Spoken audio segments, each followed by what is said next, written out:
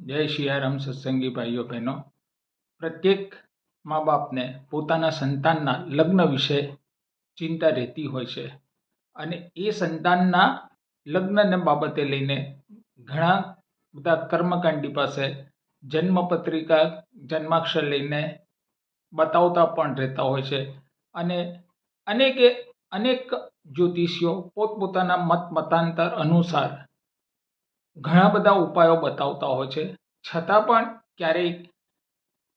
દીકરાના કે દીકરીના લગ્ન થવામાં વિલંબ થતો હોય તો મારા જ્ઞાન અને અનુભવના આધારે હું એ નિષ્કર્ષ પર આવ્યો છું કે જન્માક્ષરમાં લગ્ન માટે શુક્ર અને ગુરુ બંનેનું બળ તો હોવું જરૂરી છે અને સાથે સાથે બીજા અન્ય ગ્રહોનું પણ યોગ્ય સ્થાનમાં બેસવું એ પણ ખૂબ જરૂરી છે અને ઘણા બધા ઉપાયો કરવા છતાં બીજા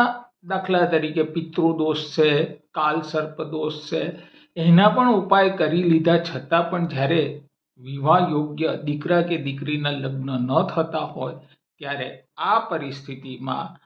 એ યુવક કે યુવતી એટલે કે દીકરો હોય કે દીકરી હોય એના વજન બરોબર જો જુવારનું તુલાદાન કરવામાં આવે છે કોઈ પણ શુક્રવારના દિવસે, ચાહે એ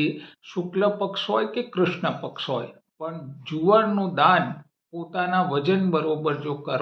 કરવામાં આવે છે અને એ જુવારને શુક્રવારના દિવસે જ તમે પશુ પક્ષીઓને ખવડાવી શકો છો અથવા તો કોઈ મંદિર હોય જ્યાં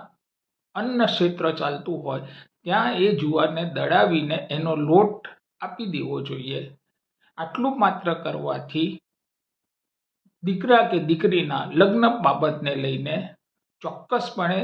સરસ પરિણામ મળે છે, સમાધાન મળે છે અને દીકરા કે દીકરીનો લગ્ન પ્રસંગ ખૂબ જ ટૂંકા સમયમાં એનો